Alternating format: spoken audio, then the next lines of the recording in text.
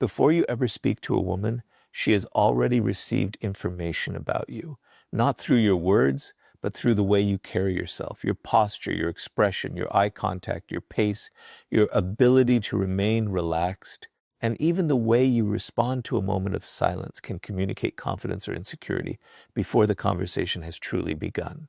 This is why learning how to talk to women does not begin with memorizing clever lines.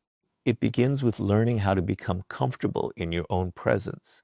Many men make conversation unnecessarily difficult because they approach it as a performance. They believe they must say something extraordinary, make her laugh constantly, or somehow prove that they are more interesting than everyone else around them. The moment this happens, conversation stops being natural. Instead of listening to what she is saying, they are monitoring themselves. They are thinking about the next sentence, wondering whether she is impressed, analyzing every expression on her face, and worrying about whether they are making the right impression. That pressure creates awkwardness because genuine communication requires presence, not performance. The first shift is simple. Stop treating the interaction like an audition. You are not standing in front of a judge who will decide whether you are worthy.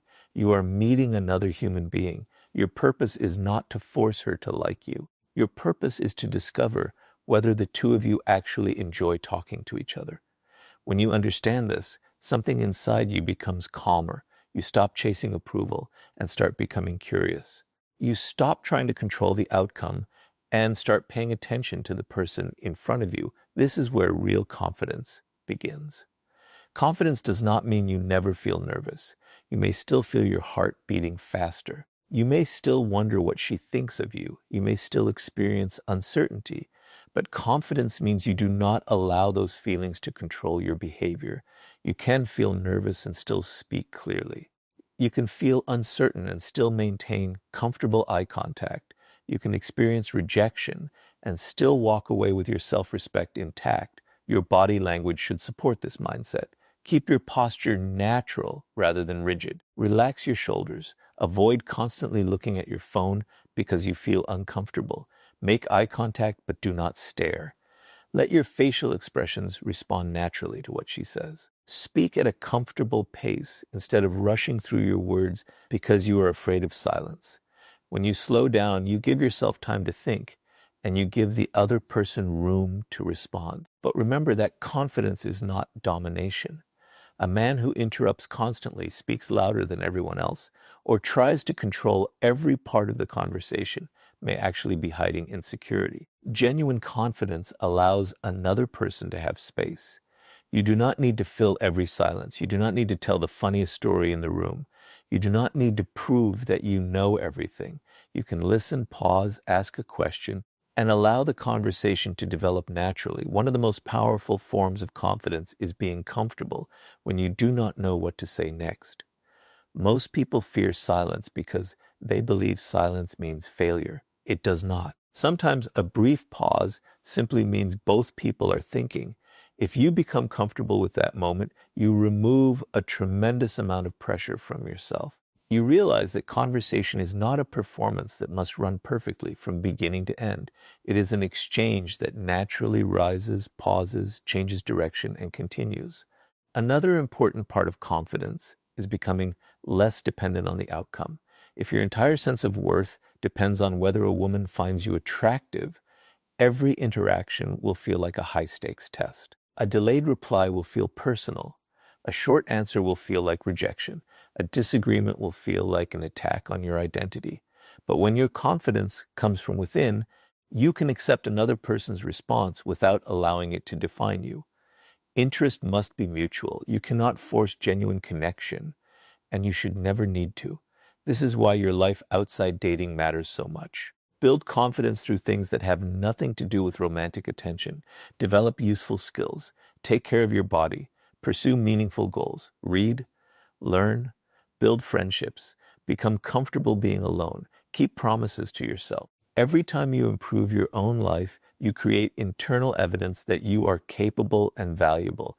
Then talking to a woman becomes something you participate in, not something you desperately need to succeed at.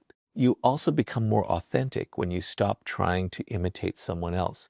Do not copy another man's personality because you think women will respond to it. If you are naturally thoughtful, be thoughtful. If you are playful, allow your humor to appear. If you are passionate about something, talk about it with genuine enthusiasm.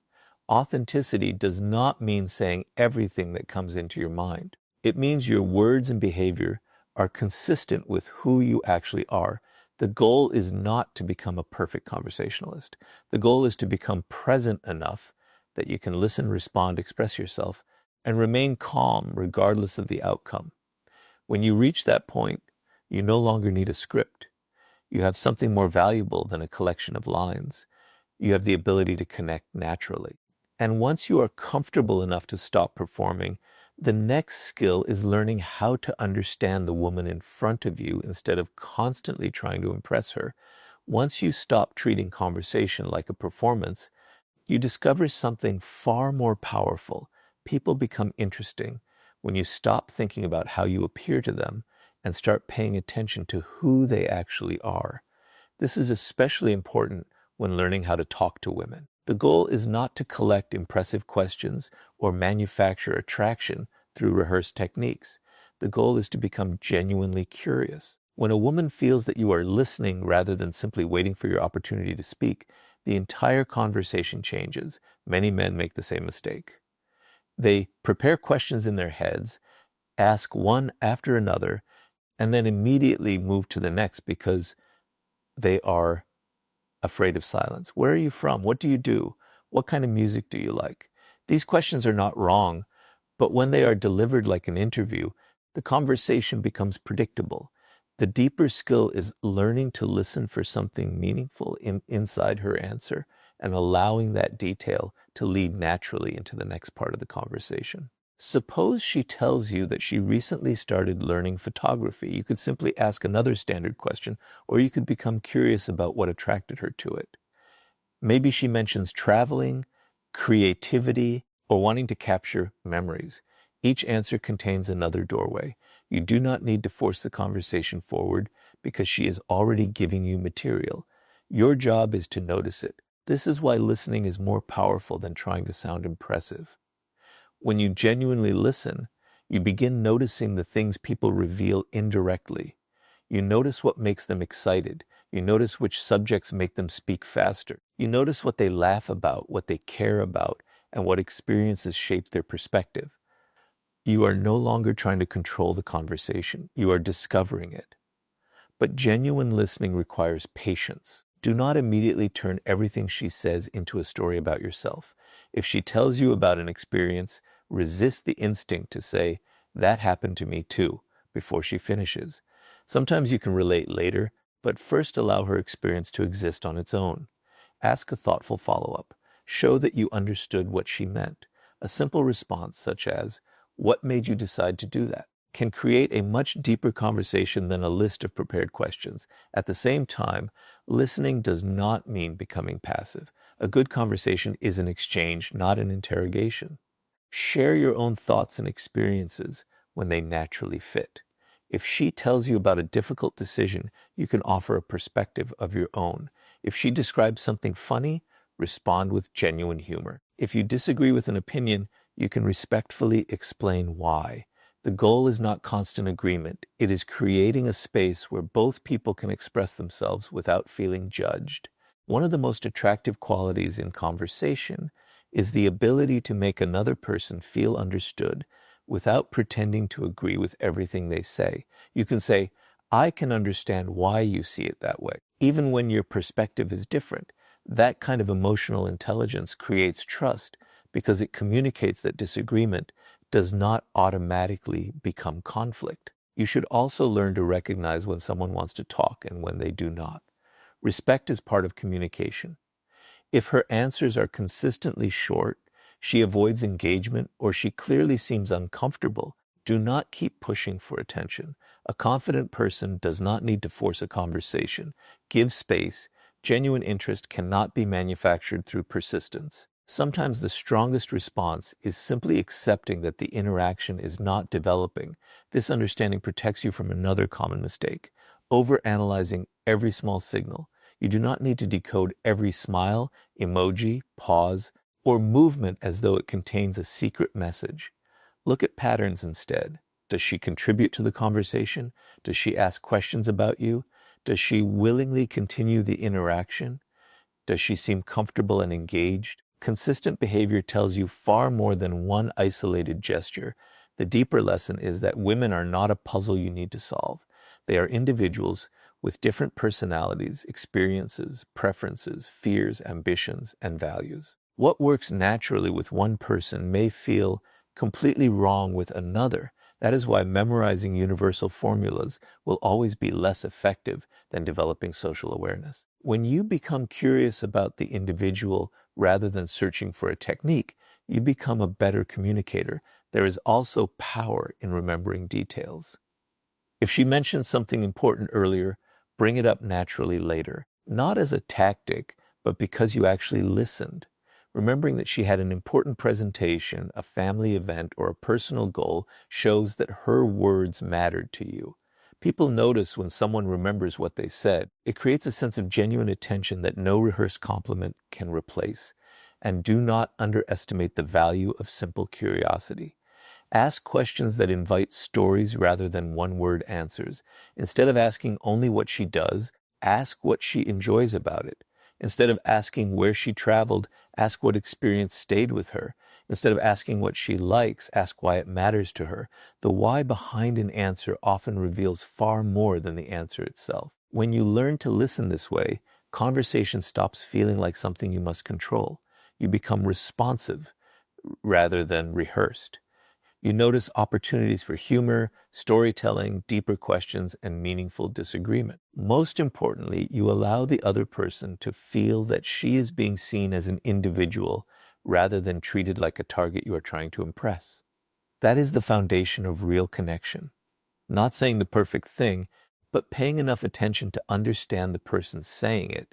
And once you know how to understand the person in front of you, the next step is learning how to recognize genuine interest without turning every signal into a mystery. Once you learn to listen instead of performing, another important skill becomes necessary: learning to recognize interest without becoming obsessed with every signal. Many men make conversation harder than it needs to be because they turn every small gesture into a mystery. A smile becomes proof of attraction. A delayed message becomes proof of rejection. A short answer becomes a reason to panic. A longer conversation becomes evidence that something significant must be happening. This constant analysis creates anxiety, and anxiety destroys the natural confidence you worked so hard to develop. The wiser approach is to stop searching for hidden meanings in isolated moments and start observing consistent behavior. One smile does not tell you everything. One message does not tell you everything. One conversation does not tell you everything. People have different personalities, moods, responsibilities, and communication styles. What matters is the pattern. Does she willingly continue the conversation? Does she ask questions about you? Does she contribute instead of leaving you to carry everything? Does she appear comfortable spending time with you? Does she initiate contact sometimes? These patterns provide far more useful information than trying to decode every individual gesture. This is where emotional intelligence becomes more valuable than cleverness. You need to be able to notice interest without becoming dependent on it. If someone is engaged, respond naturally. If she seems curious, continue getting to know her. If she gives little effort, do not chase endlessly trying to manufacture something that is not there. Confidence means understanding that connection requires participation from both the sides. You can express interest, but you cannot create another person's feelings for them. One of the biggest mistakes is confusing politeness with attraction. Someone can smile, answer your questions, or have a pleasant conversation without wanting anything romantic. That is completely normal. Not every positive interaction is an invitation for more. Learning this protects both your confidence and the other person's boundaries. Instead of assuming what she wants, pay attention to whether her behavior consistently shows a willingness to continue the connection. The same principle works in reverse. Genuine interest usually does not need to be forced into existence. When someone is interested, There is often some form of reciprocity. She may ask questions, remember details, continue conversations, suggest spending time together, or make an effort to stay connected. The exact behavior will differ from person to person, but the common element is participation. Interest tends to create movement from both sides rather than requiring one person to constantly push everything forward. This is why you should never measure your worth by one person's response. If a woman is not interested, it does not automatically mean you are unattractive, boring, or inadequate. It may simply mean the connection is not right. Compatibility is not a universal ranking system. Two good people can meet and discover that their personalities, values, timing, or goals do not fit. That is not failure, it is information. The ability to accept disinterest calmly is actually a powerful form of confidence. You can hear no without becoming bitter. You can accept distance without trying to punish someone. You can walk away without creating drama. This maturity changes the way you communicate because you no longer approach every interaction with desperation. You become free to express interest honestly because you are not terrified of the outcome. There is also a difference between showing interest and chasing validation. Showing interest means communicating that you enjoy talking to someone and would like to know them better. Chasing validation means repeatedly seeking reassurance that you are attractive, wanted, or important. The first creates connection. The second creates pressure. If you constantly need confirmation, the other person eventually feels responsible for managing your confidence. That is not attraction.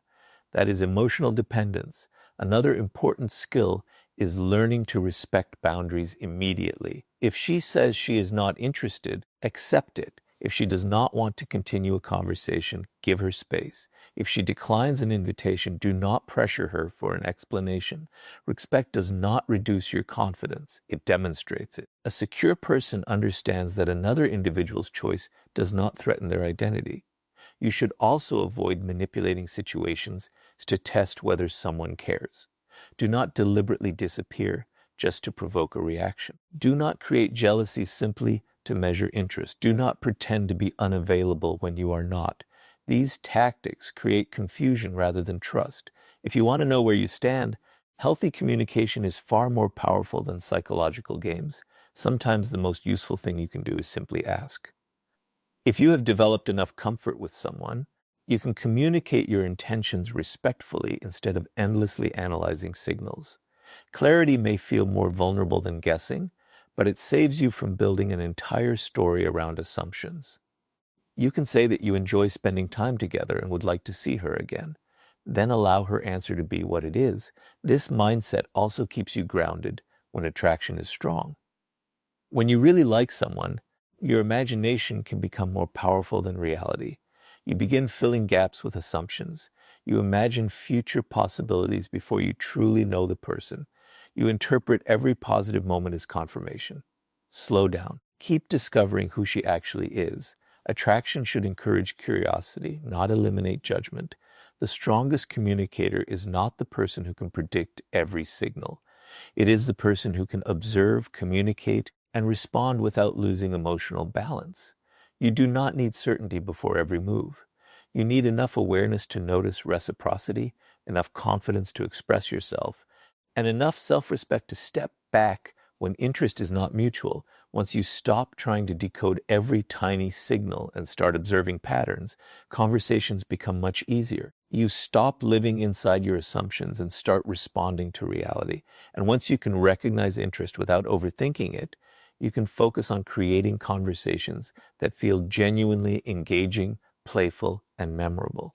Once you understand how to recognize genuine interest without obsessing over every signal, the next skill is learning how to create a conversation that feels alive. This is where many people become trapped by the idea that they need perfect lines.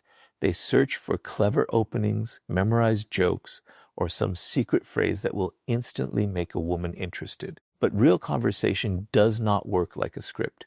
The strongest conversations are created through curiosity, personality, timing, humor, and the willingness to respond naturally to what is happening in the moment. A conversation becomes memorable when it moves beyond information and begins revealing personality. Asking someone what they do is easy. Asking what they enjoy about what they do is more interesting. Asking where someone lives gives you a fact. Asking what they like about their city may give you a story. Facts keep a conversation alive for a few minutes. Stories, opinions, emotions, and experiences give it depth. This is why you should learn to ask questions that invite more than a one-word answer. Instead of collecting information, look for opportunities to understand perspective. If she says she loves traveling, you might ask what place surprised her the most. If she says she enjoys reading, you might ask what book changed the way she thinks. If she mentions a hobby, ask what originally made her interested in it. These questions are not complicated, but they communicate genuine curiosity, and genuine curiosity is far more powerful than rehearsed charm. At the same time, do not turn curiosity into interrogation. A conversation should move in both directions. Share your own experiences. Tell stories. Express opinions. Let your personality appear. If she talks about a difficult experience, you can explain how you handled something similar. If she makes a joke, respond playfully. If she expresses an unusual opinion, you can respectfully challenge it. Conversation becomes engaging when both people contribute something of themselves. One of the most attractive qualities in communication is the ability to be playful without becoming disrespectful. Humor can reduce tension, create familiarity, and make an ordinary interaction memorable. But humor does not require insulting someone or trying to make yourself look superior. The best humor often comes from observing the situation, laughing at yourself, noticing something unexpected, or playfully exaggerating an innocent moment. The purpose is not to put someone down. It is to create a shared moment. You also need to understand the difference between confidence and performance. If you are constantly trying to be funny, constantly telling stories, or constantly proving how interesting you are, the other person can feel the effort behind it. You do not need to entertain every second. Some of the most meaningful moments in conversation are quiet. You can listen to her answer, think for a moment, smile, then respond. Relaxed communication feels more genuine because neither person feels pressured to perform. Another powerful skill is expressing your own perspective. Many people become so afraid of disagreement that they agree with everything. They think constant agreement will make them more likable, but connection does not require pretending to share every opinion. If she has a different view, you can say, "I see it differently," and explain why. If you disagree respectfully, the conversation may actually become more interesting. The goal is not to win an argument. The goal is to discover how each person thinks. This is also where storytelling becomes important. Instead of listing achievements, tell stories that reveal your personality. Talk about a mistake that taught you something. Describe an unexpected experience. Explain why you became interested in something. Share a moment that made you laugh. A good story gives another person a window into your character. It allows them to understand not just what you have done, but how you think and feel. Do not exaggerate your experiences to appear more impressive. If you have to invent a personality to keep someone's attention, you are building a connection on something false. Authenticity becomes easier when you stop trying to compete with imaginary versions of other men. You do not need to be the funniest, richest, most adventurous, or most confident person she has ever met. You simply need to be comfortable enough to let your real personality come forward. Another mistake is trying to move the conversation toward romance too quickly. Attraction can develop naturally, but pressure can destroy it. Pay attention to the comfort of the interaction. If both people are engaged, laughing, asking questions, and willingly continuing the conversation, let it develop. There is no need to force a particular outcome. Sometimes the strongest conversations are powerful precisely because neither person is rushing them towards something. You should also learn to leave a conversation gracefully. A good interaction does not need to continue forever. If the energy begins fading, ending naturally can be better than desperately searching for another topic. You can say you enjoyed talking and continue another time if there is mutual interest. Knowing when to end a conversation demonstrates social awareness because you understand that quality matters more than duration. The deeper lesson is simple. Conversation becomes attractive when you stop trying to manufacture attraction. Be curious, be expressive, listen carefully, share honestly, use humor naturally, respect differences, give the other person space. Allow the interaction to become what it is instead of forcing it to become what you imagined.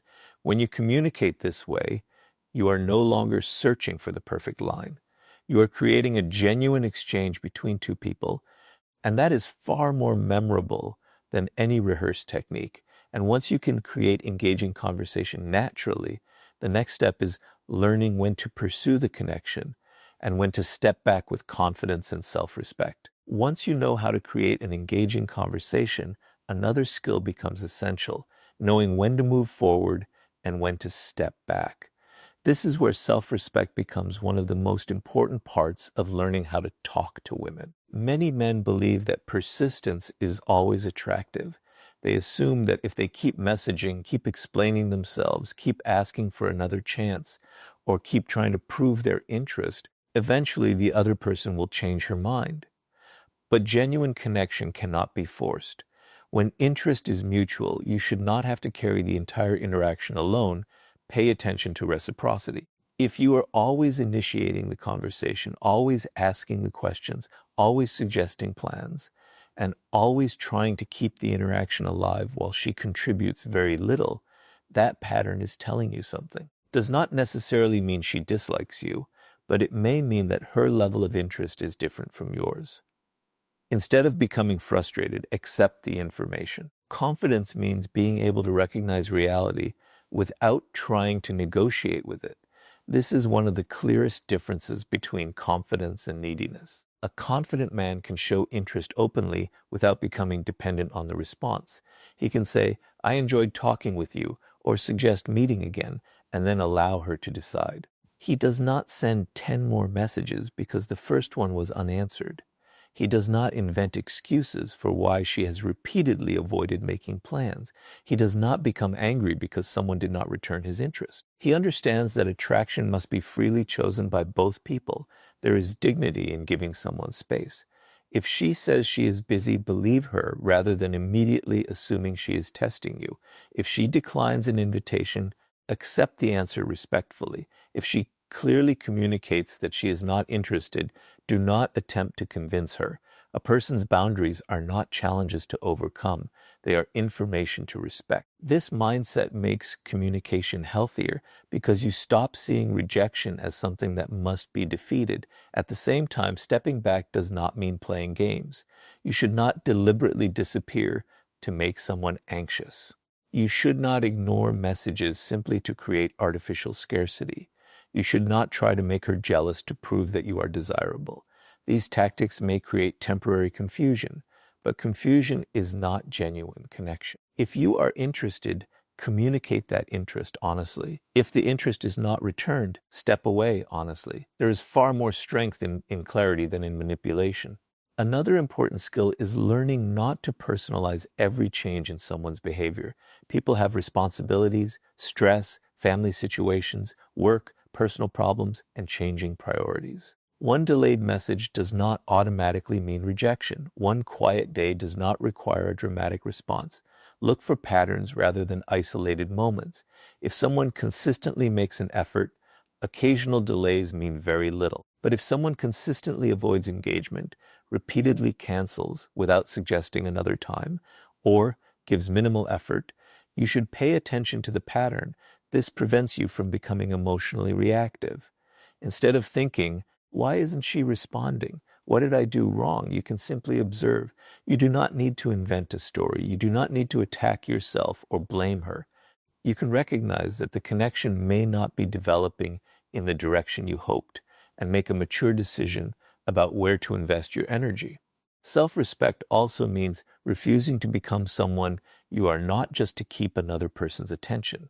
If you have to constantly change your opinions, hide your personality, pretend to enjoy